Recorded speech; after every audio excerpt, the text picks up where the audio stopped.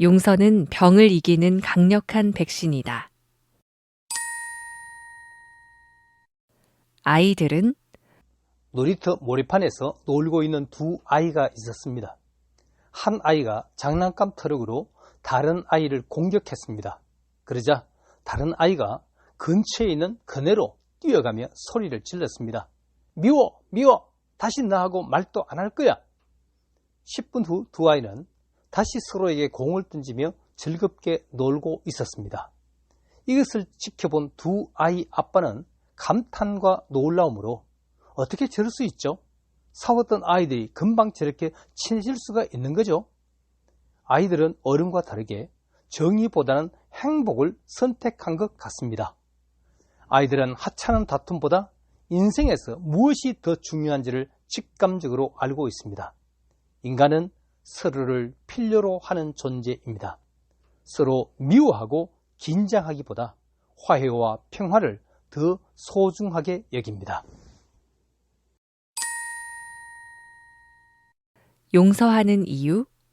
용서한다는 것은 내게 상처를 준 사람에게 죄의 승고를 풀어주는 것이라고 생각합니다. 내가 용서하는 순간 원수는 감옥에서 해방되는 것이라고 생각합니다. 그래서 용서해 주기가 어렵습니다. 그런데 알고 보니 내가 분노하는 순간 어둡고 지옥 같은 감옥에 묶여 있었던 자는 바로 나 자신이었습니다. 용서한다는 것은 바로 분노의 감옥에서 나를 해방시키기 위함입니다. 미워하기가 더 쉬울 것 같지만 과거에 집착해야 하고 받은 상처를 반복적 되살려야 합니다. 마치 고장난 레코드 판처럼 반복적 고통스러운 장면을 떠올려야 합니다. 순간 내에는 스트레스 호르몬을 발산하고 몸은 점점 병들게 합니다. 그러나 용서하는 순간 병든 유전자는 풀려지고 건강한 세포로 바뀌게 되는 것입니다. 용서 못하는 이유? 원수를 용서하려 할 때 마음에서 이런 소리가 들려옵니다.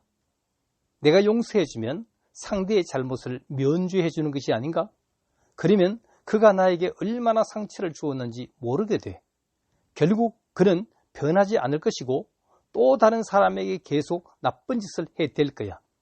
내가 용서해주면 내가 약해서 해주는 것처럼 보일 거야. 복수를 해야 비로소 내 마음에 평화를 얻게 될 거야. 그러나 이런 생각은 잘못입니다. 내 마음을 어둡고 우울한 감옥으로 만들기 때문에. 그래서 털어놓기와 토하는 기도를 해보십시오. 내 감정을 돌보는 일이 먼저입니다. 상한 마음을 글로 써보시고 그 글을 주님께 가지고 나와 솔직히 고해 보십시오. 놀라운 기적이 벌어집니다. 최후의 만찬 그림의 비밀. 최후의 만찬을 그린 화가 레오나르도 다빈치가 예수님과 12 제자를 그릴 때 있었던 일입니다. 예수님을 팔아먹은 가룟 유다를 그릴 때 평생 자기를 질투하고 괴롭힌 친구를 떠올리며 사탄같이 얼굴을 그렸답니다. 그런데 다음에 문제가 생겼습니다. 인자한 예수님의 얼굴을 그려야겠는데 이미지가 떠오르지를 않았습니다. 몇 달을 고민하다가 결국 친한 수도사에게 가서 고민을 털어놓았습니다. 수도사가 말하기를 자네를 괴롭혔던 그 친구를 용서하지 않으면 예수님의 얼굴을 그릴 수가 없다네. 그 후 다빈치는 눈물로 회개와 토설 기도를 했고 비로소 마음의 평화를 얻은 후에야 평화로운 예수님의 얼굴을 그릴 수가 있었답니다. 용서 못해 생긴 병. 용서가 건강회복에 밀접한 관계가 있다는 것이 최근 의학적으로 증명되었습니다.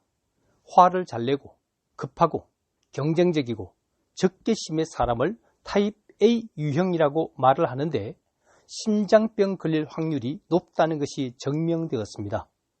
최근 레드포드 윌리엄 교수가 이 4가지 특징 중에 어디 두고 보자 라는 적개심과 분노심이 치명적임을 밝혔습니다. 즉 용서할 수 없는 마음이 건강에 가장 치명적 위험 요인이라고 말했습니다. 실험을 해보니 화나는 일을 5분만 생각해도 심장박동 빈도 변수가 높아져서 혈관이 경직되고 발작 위험이 높아짐을 밝혔습니다. 또한 글로불린 항체가 급격히 줄어 면역력이 떨어지게 되었습니다. 용서 못하고 미운 마음을 품고 있는 것은 몸속에 병을 키우는 것과 같습니다. 하나님 미워. 기독교인으로 용서를 해야겠는데 용서가 참으로 어려운 경우가 있습니다. 영화 밀양에서 유괴 살해된 아이 엄마가 신앙으로 범인을 용서하려고 찾아갔습니다. 그러나 범인은 할렐루야, 당신 또 하나님을 만났군요. 나도 감옥에서 하나님을 만났어요. 하나님이 나를 용서했어요. 이제 내 마음이 평안히 찾아왔어요. 라 말하자 아이 엄마는 처절하게 절망합니다. 하나님 미워요. 난 아직 용서가 되지 않았는데 어찌 그를 용서해줘요? 싫어요. 난 용서해줄 수가 없어요. 하나님이 미워요. 그리스도인은 원수까지 용서하라는 말씀에 발목이 잡힙니다. 억지로 참고 살다 보니 결국 암이라는 병이 덜컥 찾아옵니다. 이때 누가복음 17장 3, 4절을 꼭 읽어보십시오. 원수를 용서하기 전에 먼저 자신의 감정을 돌봐야만 합니다. 7번을 70번까지. 예일대학교 심리학과 제니스 스프링 교수의 저서 용서의 기술에서 용서의 말을 내뱉기 전 상처받은 자신의 감정을 먼저 들여다보라고 충고를 합니다. 뉘우치지 않는 가해자를 용서하려고 애쓰지 말라는 것입니다. 예수님은 7번을 70번이라도 용서하라고 하셨습니다. 우리는 너 이번에 2번째야? 3번이라고 한 번만 더 하면 가만 안 둬라 말을 합니다. 베드로는 보다 넓은 마음을 가지고 7번까지 용서해 줄까요? 라 말을 합니다. 예수님은 왜 불가능한 것을 우리에게 하라고 했을까요? 이때 놓치기 쉬운 주님의 말씀이 있습니다. 누가복음 17장에 만일 네 형제가 죄를 범하거든 경계하고 회개하거든 용서하라. 만일 하루 7번이라도 네게 죄를 짓고 7번 네게 돌아와 내가 회개하노라 하거든 너는 용서하라는 말씀을 새로이 묵상하십시오. 용서의 기술 1. 누가복음 17장에 만일 네 형제가 죄를 범하거든 경계하고 회개하거든 용서하라. 만일 하루 7번이라도 네게 죄를 짓고 7번 네게 돌아와 내가 회개하노라 하거든 너는 용서하라는 말씀이 있습니다. 상대가 죄를 범하면 먼저 경계해야 합니다. 죄를 뉘우치지도 않았는데 용서하면 죄를 묵인하는 것과 같습니다. 죄를 더 지으라고 장려하는 셈입니다. 예수님은 회개하지 않는 자를 용서하라 말하지 않았습니다. 죄를 범하면 경계하고 회개하면 용서하라고 했습니다. 이것은 하나님의 사랑은 무조건적이지만 용서의 태도에는 조건적입니다. 이것이 성경 전체에 흐르는 하나님의 태도요 인류의 구속사입니다. 용서의 기술 2. 죄를 범하면 경계하고 회개하면 용서하라고 했는데 어떻게 하는 것일까요? 저희 아들이 중2 때 어떤 메이커 신발을 신고 왔습니다. 웬거니 물었더니 친구가 졌다고 거짓말까지 했습니다. 그래서 옛날에 한 아이가 이웃에 탐스런 오이가 있어 따왔단다. 엄마는 혼내지 않고 이 녀석 부자 되겠네 라 말을 했지. 다음에는 이웃집 동화책을 가져왔지. 이번에는 이 녀석 공부도 잘하겠네 말했단다. 아이는 이것이 나쁜 일인 줄 모르고 점점 남의 금고를 나중에는 남의 생명까지 훔쳤단다. 바늘 도둑이 소도둑이 되고 작은 거짓말이 큰 거짓말을 불러왔지. 그날 심각하게 훈계하고 회초리까지 들었습니다. 아들이 죄를 범했을 때 거리를 둔 것은 회개를 시키기 위함이었습니다. 다음날 아들은 무슨 결심을 했는지 머리를 빡빡 밀고 책상을 지키고 있었습니다. 머리를 민 것을 보니 참 회개가 이루어진 것 같았습니다. 원수를 자식같이. 원수를 사랑하는데 어찌 7번을 70번까지 사랑할 수 있을까요? 아들이 죄를 범했을 때 아버지는 아픈 마음으로 거리를 둡니다. 미워서가 아니라 오히려 사랑했기 때문입니다. 자식처럼 사랑하는 마음이라야 7번을 70번까지 용서해 줄 수 있습니다. 원수를 사랑하라는 말은 원수로 생각하지 말고 자식처럼 생각하라. 죄는 밉지만 자식을 사랑할 수는 있다는 말입니다. 자녀가 잘못을 저질렀을 때 무조건 용서해 줄 수는 없습니다. 하지만 죄된 자식을 위해 기도하고 끝까지 기다려주는 것도 부모의 심정입니다. 부모만이 7번을 70번까지 용서합니다. 자식을 낳아봐야 부모의 심정을 안다는 말처럼 용서해 본 자만이 하나님의 심정을 조금이나마 알게 됩니다. 용서는 성숙한 자가 하는 겁니다. 요셉의 용서법. 요셉의 용서법을 기억하십시오. 정직하고 믿음으로 살았던 요셉을 형들이 미워해 종으로 팔아버렸습니다. 17살에 팔려 이후에 22년간 집으로 돌아오지를 못했습니다. 종으로 온갖 멸시와 배신을 다 당했습니다.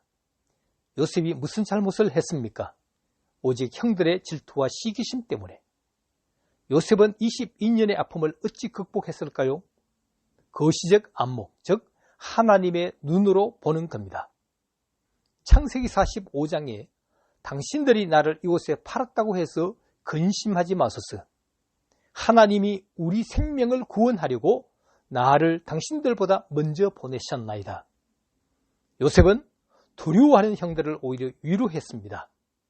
지나온 세월, 사람의 눈에는 안 보이지만 하나님의 거대한 손길이 있었음을 알게 되었습니다. 사람 눈으로는 형들의 소행이 용서가 안 되지만 하나님의 눈으로는 이해가 되는 겁니다. 하나님의 눈으로. 요셉은 하나님의 눈으로 보니 오히려 은혜가 되었습니다. 애굽의 종으로 팔아먹었던 형들, 종이 되었을 때 누명을 씌웠던 보디발의 아내, 감옥에서 은혜를 까맣게 잊어버린 술 관원장, 이들은 가슴에 응어리로 맺힌 원수가 아니라 자기를 총리 되기까지 도움을 준 훈련 조교들이었습니다. 형들이 안 팔아먹었다면 시골 도단성에서 평생 양치기를 했을 겁니다. 보디발의 아내가 누명을 씌웠기에 정치범 감옥에서 애굽의 언어와 정치를 배웠습니다. 꿈해몽 받은 술 관원장이 은혜를 잊어먹었기에 바로왕이 꿈을 꾸었을 때 요셉을 바로 감옥에서 찾을 수가 있었습니다. 돌이켜보면 하나님의 기막힌 타이밍, 놀라운 섭리였습니다. 크신 하나님의 눈으로 보면 인간의 작은 일들은 쉽게 용서해 줄 수가 있습니다. 상처 입은 치유자. 하나님의 은혜라고 요셉이 형들을 무조건 용서한 것은 아니었습니다. 22년 전 형들의 자기를 구덩이에 집어넣고 죽이자, 팔아먹자 말했던 장면들을 잊어먹었을까요? 아픈 기억들은 평생을 두고 어제같이 기억을 합니다. 요셉은 22년 만에 형들을 만났을 때 확인 또 확인합니다. 그리고 뒤에서는 울고 또 울었습니다. 창세기 42장에서 44장까지 무려 7번이나 울며 아픈 감정을 토해냈습니다. 비로소 하나님의 거시적 눈으로 볼 수 있게 되었습니다. 900명의 사람을 조사한 결과 83%의 사람이 용서에는 하나님의 도움이 필요하다고 말을 했습니다. 아픈 마음으로 비록 병에 걸렸었더라도 지나고 보면 나 같은 사람 도와주라고 상처 입은 치유자로 세우셨구나 알게 됩니다. 내가 나를 사랑하느냐? 베드로가 죄를 지었을 때 예수님께서 그를 어떻게 용서하셨는지 알아봅시다. 예수님이 모함을 받으셨을 때 베드로는 계집종 앞에서 난 예수를 모른다 라 3번씩이나 저주하며 부인했습니다. 일은 이미 저질러졌고 부끄러운 죄책감에 고향 갈릴리로 내려갔습니다. 요한복음 21장에 부활하신 예수님이 갈릴리 베드로에게 찾아갑니다. 베드로가 회개할 수 있도록 부인했던 장면을 연출하십니다. 똑같은 새벽 시간입니다.